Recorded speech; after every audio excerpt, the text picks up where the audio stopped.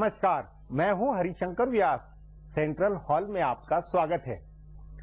दुनिया के पैमाने में हम भारतीय कहां और किस हैसियत में हैं, इसका पता विश्व फुटबॉल कप से लगा सकते हैं। आज से ब्राजील में 20वें विश्व फुटबॉल कप का आयोजन है। पूरी दुनिया अगले 1 महीने इस प्रतियोगिता की दीवानगी में झूमती रहेगी। 32 टीमों के इस मुकाबले में भारत कहीं नहीं है। ये 32 टीमें 200 से ज्यादा देशों के बीच हुए क्वालिफाइंग मुकाबलों से छनकर मैदान में उतर रही है। भारत की टीम क्वालिफाइंग मुकाबले में भी नहीं थी। 1.25 अरब आबादी वाले देश की कायदे की एक फुटबॉल टीम का भी नहीं होना भारत की शर्मनाक हकीकत की बानगी है। हमने खेलकूद में अपना समय क्रिकेट के टाइम पास खेल में बर्बाद किया हुआ है।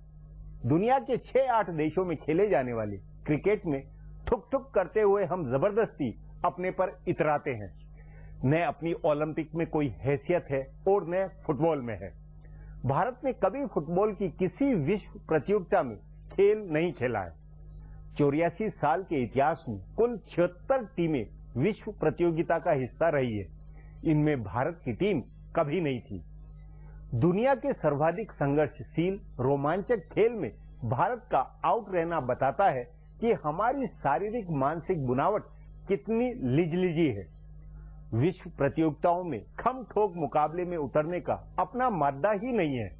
भला ऐसा क्यों है, आज इस पर चर्चा है, मगर उससे पहले गपशप और खास सुर्खियां हैं। शुरुआत सियासी गपशप से करते हैं। कांग्रेस के नायब सदर राहुल गांधी अपनी नई टीम को तश्कील दे रहे हैं। गुज़िश्ता साल जनवरी में उनको पार्टी का नायब सदर बनाया गया था। लोकसभा इंतखाबात के नतायज सामने आने के बाद वो तीसरी टीम बनाने जा रहे हैं। इस टीम के लिए मोटे तौर पर 2 पैमाने तय किए गए हैं। पहला पैमाना नौजवान होना और दूसरा पैमाना ये है कि राहुल गांधी की टीम में उसी को तरजीह दी जाएगी जो इंतखाबी और जमीनी सियासत से जुड़ा हुआ है। गुज़िश्ता साल राहुल गांधी ने ऐसे कई लीडरान को AICC में जगह दी थी जो इंतखाब लड़कर हारते जीतते रहे हैं। कांग्रेस के जानकार जराये के मुताबिक राहुल गांधी 50 लोगों की एक टीम तश्कील दे रहे हैं। इसमें कांग्रेस के सूबाई सदर भी शामिल होंगे। जिस तरह राहुल ने सचिन पायलट, अशोक तंवर, अरुण यादव, सुखदेव भगत, अशोक चौधरी और अरविंदर सिंह लवली जैसे लीडरान को सूबाई सदर मुंतखब किया था, उसी तरह कुछ और नए और नौजवान लीडर सूबाई सदर बनाए जाएंगे। उत्तर प्रदेश में निर्मल खत्री को हटाने का फैसला लिया गया है। उनकी जगह जितिन प्रसाद सदर बनाए जा सकते हैं। ऐसे ही कर्नाटक में जी परमेश्वर, महाराष्ट्र में माणिक राव ठाकरे, तमिलनाडु में गड़ा देशिकन वगैरह हटाए जाएंगे और ज्यादातर नौजवान लीडरान को तरजीह मिलेगी। AICC में ज्योतिरादित्य सिंधिया, मीनाक्षी नटराजन, अजय माकन, दीपेंद्र हुड्डा, मनीष तिवारी और संदीप दीक्षित जैसे लीडरान को जगह दी जाएगी।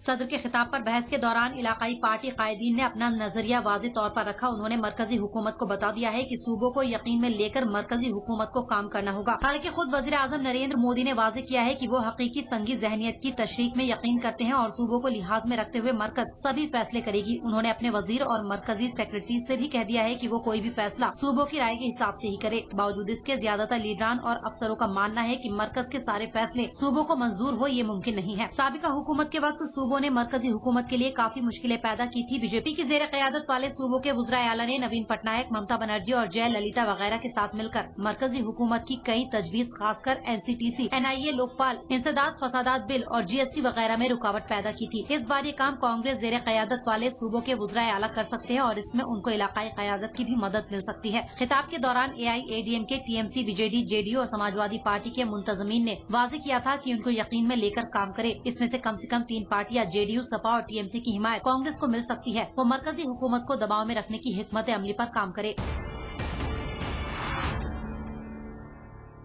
वजीर खजाना अरुण जेटली नई हुकूमत का पहला बजट तैयार करने में मसरूफ है। P चिदम्बरम ने 90 के दौर में मुत्तहदा महाज हुकूमत में अपना पहला बजट पेश किया था, तब उन्होंने इसे ड्रीम बजट का नाम दिया था। ऐसे ही जेटली भी ड्रीम बजट पेश कर सकते हैं। इसी तरह वजीर रेल DV सदानंद गौड़ा भी रेल बजट तैयार कर रहे हैं। बताया जा रहा है कि इस बजट में टैक्स में रियायत हद में अच्छा खासा इजाफा किया जा सकता है। ये मुतवस्सित तबके के लिए एक बड़ी राहत की बात हो सकती है। कुछ सब्सिडी खत्म करने का फैसला भी इसमें किया जा सकता है। डीजल से लेकर केमिकल फर्टिलाइजर्स तक चीजों पर सब्सिडी है, जिनका फायदा हकीकत में जरूरतमंदों को नहीं मिल पाता, हुकूमत इनकी सब्सिडी खत्म करके सीधे तौर पर सार्फिन को फायदा पहुँचाने का मंसूबा शुरू कर सकती है। जरूरी अशिया की कीमत कम करने के लिए भी कुछ अहम कदम उठाए जा सकते हैं। रेल बजट को लेकर हुकूमत पशुपेश में है, किराया बढ़ाए या न बढ़ाने की पशुपेश है। लालू प्रसाद यादव से लेकर ममता बनर्जी और मल्लिकार्जुन खड़गे के दौर तक किराया नहीं बढ़ाने की रिवायत रही है। दिनेश त्रिवेदी अपवाद थे जिन्होंने किराया बढ़ाया और उन्हें वजीर के ओहदे से हटना पड़ा था, लेकिन शायद इस बार किराया बढ़ाया जाए क्योंकि हुकूमत रेलवे में सहूलियात को और ज्यादा बेहतर बनाना चाहती है। ट्रेनों की तादाद बढ़ाने और बुलेट ट्रेन के ऐलान के साथ साथ रेलवे की सहूलियात को और ज्यादा बेहतर बनाया जाएगा। अब आज की सुर्खियां हैं, ये लीक से कुछ हटकर है और इनसे देश की दशा दिशा को बूझ सकेंगे। वज़ीर-ए-आज़म नरेंद्र मोदी ने खारजी खिदमात के दरबियाती अफसरान से कहा है कि वो दुनिया को हिंदुस्तान की ताकत के बारे में बताए। उन्होंने सफारती खिदमात के अफसरान को खिताब करते हुए वाज़ेह किया कि वो हिंदुस्तान की ताकत को दुनिया के सामने लाने में मददगार साबित हो। उन्होंने ये भी वाज़ेह किया कि हिंदुस्तान को बरामदात पर जोर देने की जरूरत है और इसके लिए जरूरी बुनियादी तैयारियों जैसे ज़ेबाइश और अफजाइश के साथ साथ बेहतर तरीके से पेश किया जा सके। 2012 के बैच के अफसरान से मुलाकात के दौरान नरेंद्र मोदी ने कहा, चूँकि वजारत खारजा के अफसरान बैनुल अक़वामी सतह पर काम करते हैं, इसीलिए उनके अंदर हिंदुस्तान की छवि और खुद एतमादी की छवि दिखाई देनी चाहिए। वज़ीर-ए-आज़म ने अफसरान से कहा कि तिजारत, हिकमत और टेक्नोलॉजी दरामद बरामद पर गौर किया जाना चाहिए। वज़ीर-ए-आज़म की रिहाइश गाह पर हुई इस मुलाकात के दौरान कौमी सलामती मुशीर अजीत डोभाल, वज़ीर-ए-आज़म के प्रिंसिपल सेक्रेटरी नृपेंद्र मिश्रा और खारजी सेक्रेटरी सुजाता सिंह भी मौजूद थे। उत्तर प्रदेश के बदायूं में 2 नाबालिग बहनों के साथ आबरूरेजी और कत्ल के सानहे की तफ्तीश सीबीआई ने अपने हाथों में ले ली है। सीबीआई के तर्जुमान ने कहा है कि एजेंसी ने मामले पर तफ्तीश शुरू करने से पहले एक FIR भी दर्ज की है। जुमे के रोज एक DIG सतह के अफसर के साथ 20 अफसरान की एक टीम मौके वारदात पर जाएगी। सीबीआई तर्जुमान कंचन प्रसाद ने वाज़ेह किया कि इस टीम में फोरेंसिक एक्सपर्ट भी शामिल होंगे। एजेंसी ने सूबाई हुकूमत से तमाम जरूरी वसाइल मुहैया कराने का मुतालबा किया है। बुध के रोज मरकजी हुकूमत के शोबा पर्सोनेल ने एक नोटिफिकेशन जारी कर सीबीआई से तफ्तीश का जिम्मा अपने हाथों में लेने के लिए कहा था। वहीं इससे पहले सूबाई हुकूमत ने इस वारदात की तफ्तीश सीबीआई से कराने का ऐलान किया था। उत्तर प्रदेश के वजीर आला अखिलेश यादव ने एक बार फिर मीडिया को निशाने पर लिया है। उन्होंने कहा है कि मुल्की मीडिया को उत्तर प्रदेश के हालात के बारे में खबर नहीं होती। खराब नज्म नस्क के सबब मीडिया के निशाने पर आए वजीर आला ने कहा कि उत्तर प्रदेश के अब भी नज्म नस्क के हालात मुल्क के कई सूबों से बेहतर हैं। उन्होंने कहा कि उनकी हुकूमत हालात को और बेहतर बनाने के लिए काम कर रही है। सूबाई हुकूमत की जानिब से मुनक्किद किए गए सरमायाकारी प्रोग्राम में वजीर आला ने कहा कि इतने सरमायाकार सूबे के प्रोग्राम में शिरकत करने आए हैं और ये बात सूबे में अच्छे हालात की तरफ इशारा करती है। सरहद के आसपास चीन की हो रही हरकतों पर नजर रखते हुए हिंदुस्तान ने सरहद के पास बनने वाली सड़कों और दूसरी डिफाई प्रोजेक्ट्स की मंजूरी की नई हिकमत अमली बनाने का फैसला किया है। इस हिकमत अमली के मुताबिक बॉर्डर से 100 किलोमीटर के दायरे में मौजूदा प्रोजेक्ट्स के लिए माहौलियात की मंजूरी लेने की जरूरत नहीं होगी। इस सिलसिले में वजीर जंगलात व माहौलियात प्रकाश जावड़ेकर ने आज डिफाई अफसरान के साथ एक मीटिंग की, जिसके बाद जावड़ेकर ने मीडिया से मुखातिब होते हुए कहा कि इसके लिए ऐसी हिकमत अमली तैयार की जा रही है जिससे 100 किलोमीटर के दायरे में मौजूदा प्रोजेक्ट्स के लिए वजीर जंगलात व माहौलियात की जगह सूबाई हुकूमत ही फैसला ले लिया करेगी। इससे पहले उन्होंने ट्वीट करके वाज़ेह किया था कि दिफाई मंसूबे और सड़कों की तामीर के प्रोजेक्ट्स को माहौलियात की मंजूरी मिलने में इसीलिए दुश्वारी होती है कि अलग अलग चीजों का वक्तन फवक्तन तज्जिया किया जाता है। अब हुकूमत पॉलिसी के तहत तब्दीलियां करने जा रही है ताकि सरहद से 100 किलोमीटर के अंदर के मौजूदा मखसूस प्रोजेक्ट और सड़कों को जल्द मंजूरी दी जा सके। मरकजी हुकूमत ने नर्मदा बांध की ऊंचाई 17 मीटर बढ़ाने को मंजूरी दे दी है। गुजरात की वजीर आला आनंदीबेन पटेल ने आज एक प्रोग्राम में कहा कि नर्मदा कंट्रोल अथॉरिटी ने बांध की ऊंचाई बढ़ाने की मंजूरी दे दी है। NCA के इस फैसले के बाद बांध की ऊंचाई 121.92 मीटर से बढ़कर 138.72 मीटर करने का रास्ता साफ हो गया है। हालांकि नर्मदा बचाओ तहरीक समेत दूसरी तंजीमों ने इस फैसले की पुरजोर मुखालफत की है। पहले गैर सरकारी तंजीमों ने इसकी मुखालफत करते हुए कहा था कि बांध की ऊंचाई 17 मीटर बढ़ाने से करीब 2.5 लाख लोग खाना बदोश हो जाएंगे। वजीर आला आनंदीबेन पटेल ने ट्विटर पर इस फैसले के लिए वजीर आजम का शुक्रिया अदा किया और कहा कि ज़ेरे इल्तिवा मामलात पर फौरन फैसला हुआ है। इससे लगता है कि अच्छे दिन आ गए हैं। बाद में सूबाई हुकूमत के वजीर सेहत व तर्जुमान नितिन पटेल ने भी कहा कि बांध की ऊंचाई 138 मीटर करने की इजाजत मिल गई है। मरकजी वजीर दाखिला राजनाथ सिंह ने कहा है कि कश्मीरी नजात को एतमाद में लेकर ऐसे तदारुक करने की जरूरत है जिससे बआसानी उनकी वापसी हो सके। राजनाथ सिंह ने वजारत दाखिला के अफसरान से कहा है कि वो ऐसे तदारुक करे जिससे घाटी में बेघर हुए कश्मीरी पंडितों की वापसी को यकीनी बनाया जा सके। उन्होंने अफसरान से ये भी कहा है कि वो सरहद पार से होने वाली दरअंदाजी पर काबू पाने के लिए उठाए गए इकदाम को मजीद मुस्तहकम करे। राजनाथ सिंह ने मरकजी वजीर ममलिकत बराए दाखिली उमूर किरण रिजिजू के साथ वजारत दाखिला में कश्मीर का काम देखने वाले अफसरान के साथ मीटिंग की और उन्हें जरूरी हिदायत की। फिलहाल अब एक ब्रेक है, फिर खुलासा होगा।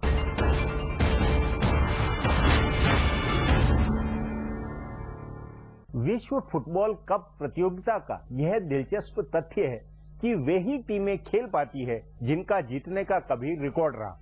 जिन 12 को फाइनल खेलने का मौका मिला उनमें 8 देशों की टीमें ट्रॉफी जीत पाई है, ये 8 टीमें इस बार भी मैदान में हैं। मतलब फुटबॉल की आला टीमों के देशों का एक खास राष्ट्रीय मिजाज है। इस पर आगे चर्चा करें उससे पहले देखें मेरा एक खुलासा।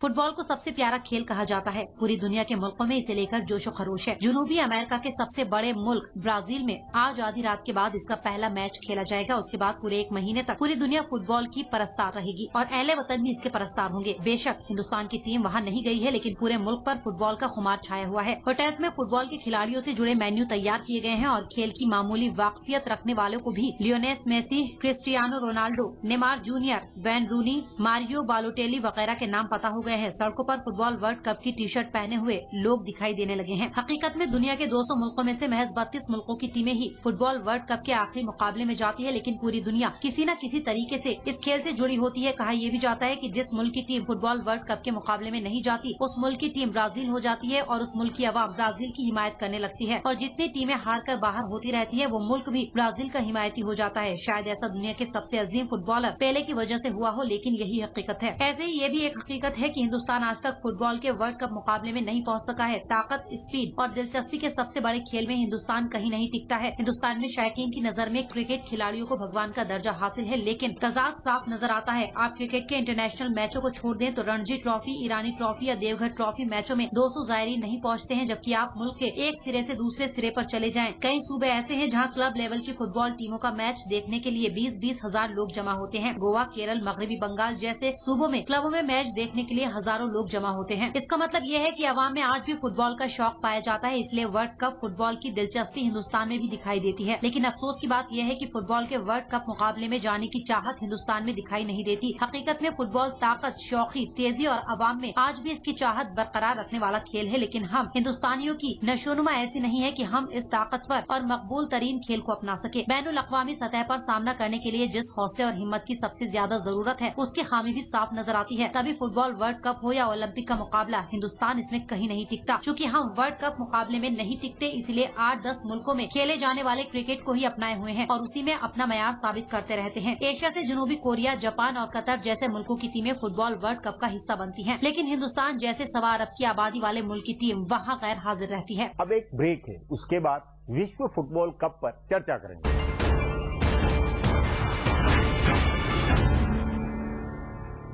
हम और आप फुटबॉल के आदी नहीं हैं, लेकिन जब मैच देखने बैठेंगे तो दोनों टीमों की मारामारी, जुनून का ऐसा असर बनेगा कि खेल के दीवाने हो जाएंगे। सचमुच फुटबॉल मानवीय क्षमताओं के संघर्ष की पराकाष्ठा वाला खेल है, इसलिए यह दुनिया का नंबर 1 खेल है। इस पर चर्चा के लिए आज मेरे साथ वरिष्ठ खेल पत्रकार हरपाल सिंह बेदी है।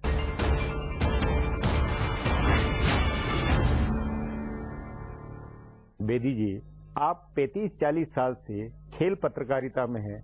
आपको कुछ शर्म महसूस नहीं हो रही है कि विश्व फुटबॉल कप चालू हो रहा है और भारत का कहीं दूर दूर तक कोई लेना देना नहीं है? सवा अरब की आबादी वाले देश का फुटबॉल से गायब होना क्या कहता है? यहाँ जी आपने बड़ी अच्छा क्वेश्चन किया है और सवाल ये है कि हमारा कोई लेना देना नहीं है, मगर जिस तरीके से अखबार और टीवी चैनल इसको कह रहे हैं, ऐसा लग रहा है कि हम ही खेल रहे हैं। दूर दूर तक हमारा लेना देना है, मगर लोग टीवी चैनल वो तो इसलिए क्योंकि है सचमुच में अंतर्राष्ट्रीय घटना और फुटबॉल ही विश्व का खेल है और उसके अंदर हम नहीं है। ये तो मतलब अखबारों का, मीडिया का कवरेज करना तो समझ में आता है, लेकिन खिलाड़ी और खेल प्रशासन के नाते व्यासी मैं आपको ये बताना चाहता हूँ कि अभी इन दिनों फुटबॉल एक और वर्ल्ड कप चल रहा है, हॉकी वर्ल्ड कप हॉलैंड में हो रहा है जी। उसमें भी बहुत बुरी दशा नहीं, बुरी दशा नहीं है, उसमें भारत खेल रहा है और भारत 10वें नंबर पर 10वें 11वें नंबर की पोजीशन पे ले रहा है। पिछली बार जब वर्ल्ड कप हुआ था 2010 में दिल्ली में, तो हम 8वीं पोजीशन पे आए थे और अब हमारी ये प्रोग्रेस ये है कि 8वीं से 10वें में आगे चले। उससे पहले भी 10वें में थे, फिर 8वें, फिर 10वें और इसके बीच में हमने ओलंपिक्स भी खेला जिसमें 12 नंबर पे थे। ये तो हमारा वो नेशनल गेम का हाल है वर्ल्ड कप का। पर आप ये सोचिए कई लोगों को पता भी नहीं है कि हॉकी वर्ल्ड कप हो रहा है। वाकई मैंने कई लोगों से पूछा, मैंने कहा भैया उनका जैसे वर्ल्ड कप हो रहा है, ये है हमारा इंटरेस्ट। फुटबॉल का इतना जबरदस्त इंटरेस्ट है जिसको मैं एक्सप्लेन नहीं कर सकता क्या होता है। ओलंपिक के बाद दुनिया का सबसे बड़ा जो कहते हैं खेल का महाकुंभ है वो फुटबॉल। 32 टीमें जिस जोश जिस फ्रेंजी के साथ गई हैं और उनका जाने का उनके लोगों का जो अभिनंदन उनका हुआ कि अभी क्वालिफाई किया उन्होंने, जीतने की बात छोड़िए। भारत का जहां तक ख्याल है कहा जाता है कहानियां बनती हैं, हम कहानियों पे बिलीव करते हैं कि 50s में कोई मौका मिला था भारत को खेलने का और भारत वो भी क्वालिफाइंग में और कोई आधे लोग ये कह रहे हैं कि हमारे पास जूते नहीं थे, आधे लोग कहते हैं हमारे पास पैसे नहीं थे और आधे लोगों ने नई थियरी दी है कि हमारे पास कॉन्फिडेंस नहीं था खेलने का। ये अपनी अपनी थियरियां, मगर सवाल ये है कि हम नहीं गए, क्वालिफाई नहीं। लेकिन आप अपने अनुभव से फुटबॉल के अंदर जो ये 32 टीमें हैं वो उन सब का, भले वो अफ्रीका की कोई टीम हो या यूरोप की हो, ये नहीं लगता कि उन टीम के साथ उस देश का एक राष्ट्रीय मिजाज जुनून जुड़ा होता है और वो बिल्कुल दुनिया में अलग पहचान वाले देश है? बिल्कुल होता है। और आप जानिए जब आपका सेनेगल जैसी टीम कभी खेलती है तो दुनिया के पर्दे पे आ जाती है कि सेनेगल भी है, आइवरी कोस्ट खेलता है तो पता चलता है, क्योंकि आपको एक महीने तक दुनिया सारा भूल जाती है, फुटबॉल के अलावा कुछ नहीं होता। ये जो पॉलिटिक्स वगैरह सारे एक तरफ हो जाता है। तो आप अगर आधा दुनिया में प्लेनेट में अगर आधी आबादी आप देख रहे तो पता करते हैं एक मुल्क कौन है, उससे ज्यादा एडवर्टीजमेंट क्या हो, आप अरबों खर्च दें। मतलब ब्रांड अगर बनने की कोई तरीका है तो वो है, और हम इधर उधर की दसियों बातें करते रहते हैं और सब फालतू बातें होती है। देखिए $35 मिलियन फर्स्ट प्राइज है, मतलब 350 लाख डॉलर, यानी $35 करोड़ जो है वो पहला प्राइज है। हम क्रिकेट के पीछे पड़े हुए हैं और जो अपने 10 कंट्री तो वो भी 8 कंट्री वही आपको पता है। यहाँ पर बिलियंस ऑफ डॉलर, मतलब एक मुल्क का पूरा बजट यहाँ पर एक फेडरेशन के पास प्रॉब्लम। अब व्यासी सबसे इंटरेस्टिंग होती है, भारत को छोड़ दीजिएगा, हम नहीं जा रहे। सबसे प्रॉब्लम ये हो रही है ब्राजील में बड़े प्रोटेस्ट चल रहे हैं, आज एजिटेशन चल रही है, वो ये कह रहे हैं मेट्रो वेट्रो लोकल वोकल जितने हैं, लेकिन कुल मिला के उस पर ध्यान नहीं होता। ये है समस्या, ये शुरुआत दिक्कत है ब्राजील की, लेकिन बुनियादी तौर पर तैयारियां फिर भी ठीक है। तैयारियों का मैं अगर तो ब्राजील जीता रहा तब तो सब ठीक है। जैसे पिछले से कॉन्फेडरेशन कप हुआ वहां पर इससे पहले लास्ट ईयर, तो उसमें बड़ा प्रोटेस्ट है और जो ब्राजील जीता गया प्रोटेस्ट कम होते गए। और जब ब्राजील ने फाइनल जीत लिया जर्मनी को हरा के, सब लोग भूल गए, जुनून में आ गए, स्पेन को हरा के जुनून में आ गए, और सारा अपना दुख दर्द भूल गए। अब प्रॉब्लम ये है इतने ज्यादा प्रोटेस्ट हो रहे हैं क्योंकि टैक्स इतने ज्यादा लग गया उन पर, कितना खर्चा हुआ। ब्राजील को जीतना ही पड़ेगा या फाइनल तक पहुंचना पड़ेगा। कहीं ब्राजील गलती से फाइनल ना पहुंचा या फाइनल से पहले आउट हो गया तो बड़ा मुश्किल होगा। ये एक इस बात का भी प्रमाण है कि फुटबॉल के आयोजन के लिए कितना तामझाम, कितना विशाल पैमाने पे बंदोबस्त होते हैं, जिसकी कि हम तो सोच भी नहीं सकते। सोच सकते हैं मगर देखिए, सोचने के लिए भी, करने के लिए भी चाहिए दिल गुर्दा चाहिए, कर तो सकता है कुछ बात, मगर उसमें आपको ईमानदारी चाहिए, डेडिकेशन चाहिए। बुनियादी सवाल पे आए कि इसका असर होगा, फुटबॉल देखेंगे, हमारे यहाँ सब कुछ होगा, लेकिन क्या भारत का खेल प्रशासन, भारत के खिलाड़ी कुछ सीखेंगे, कुछ जुनून आएगा नहीं आएगा? 2017 में हम वर्ल्ड वो तो जूनियर वाला वो एक आयोजन का मिल रहा है, उसका क्या होगा देखिए। मगर ये पहली बार जुनून नहीं है भारत में, सरप्राइजिंग है। इंग्लिश प्रीमियर लीग सबसे ज्यादा यूरोप के बाद भारत में देखी जाती है। हमारे अपने स्टेडियम खाली रहते हैं, मगर फुटबॉल का जो जुनून है इसका समझ, आप हर लड़के की जर्सी पहने होगा, रोनाल्डो की जर्सी है, रूनी की जर्सी है। मैंने बहुत कम लोगों को देखा कि गांगुली की जर्सी या द्राविड की जर्सी पहनी हो,